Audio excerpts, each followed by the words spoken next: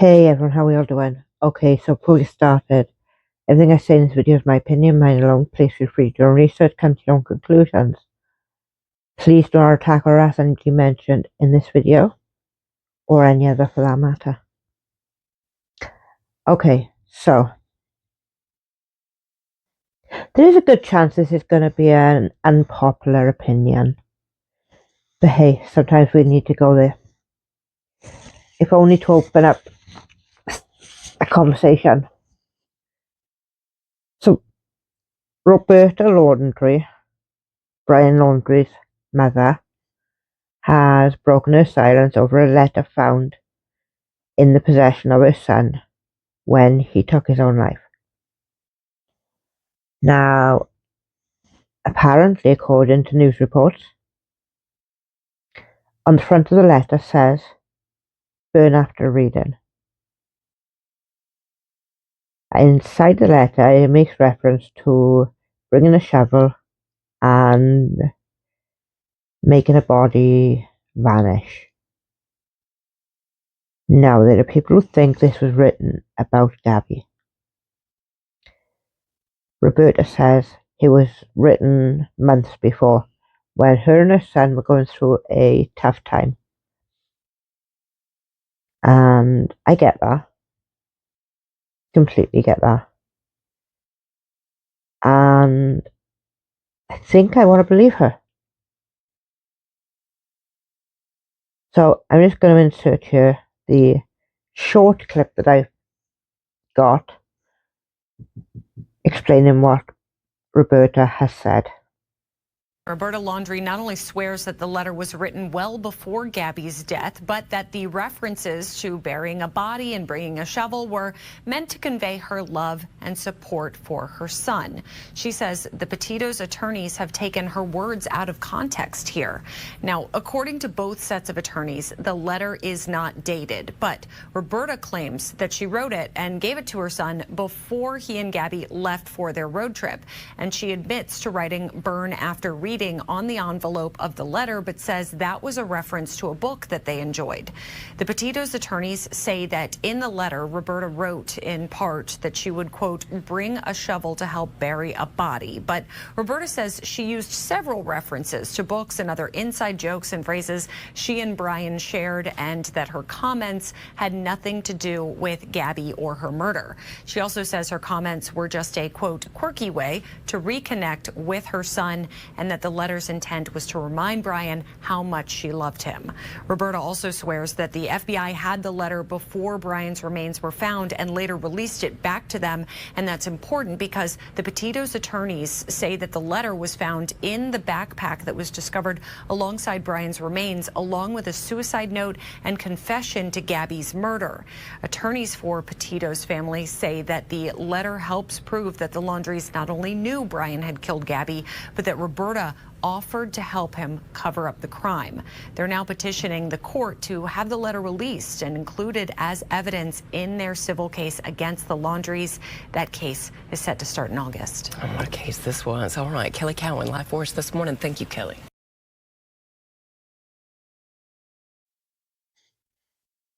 Okay, so I don't know what you're thinking, but she says that it was written months before. She says that she was going through a rough patch with Brian, and that was how they spoke. And I can believe that. I really can. I know that I've joked about it in the past, sort of to your best friend, to a family member. If ever you need me, I got your back. Just call me. I've got a shovel, I'll help you get rid of the body. And none of it is meant seriously. It's said in jest. Now,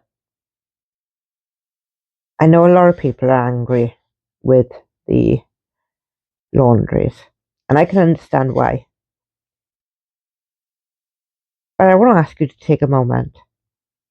If you have children, a son, take a look at him and ask yourself this question.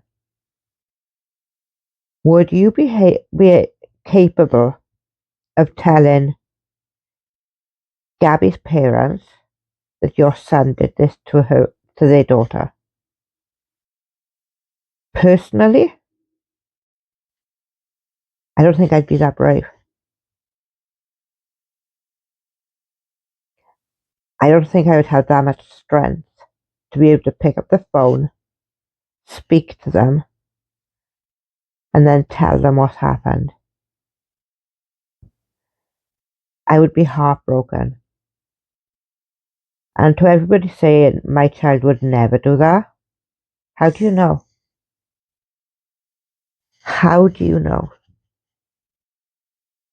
As a parent, when my children were born, I looked down at them and I said that I would die for you.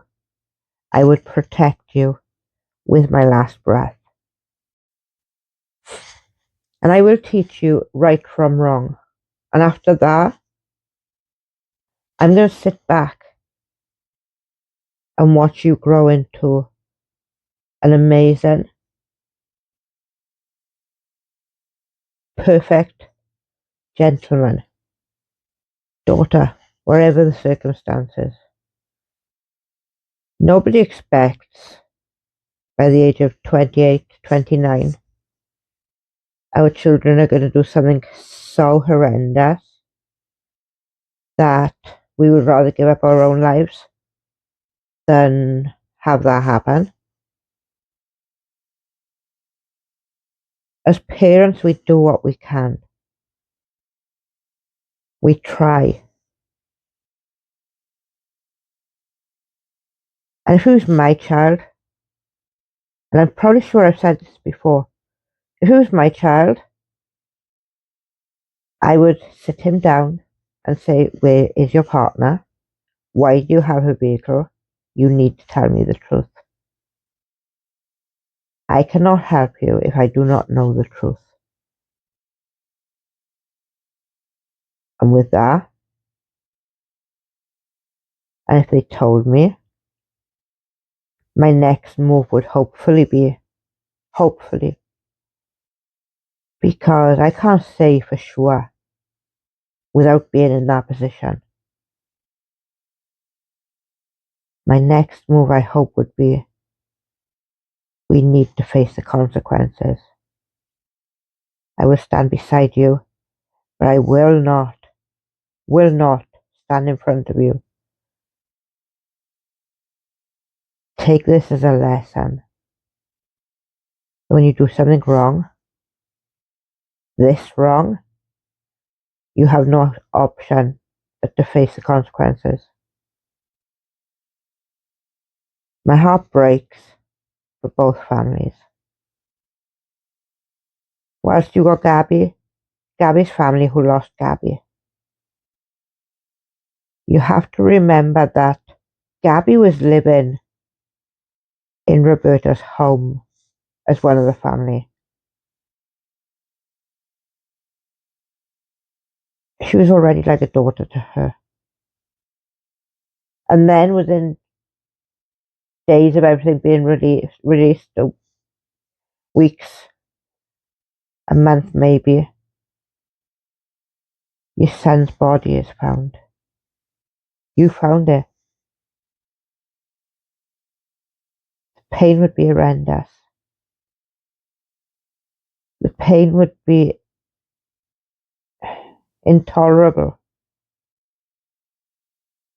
My heart would be broken in so many different ways that I don't think it would ever be able to be healed again.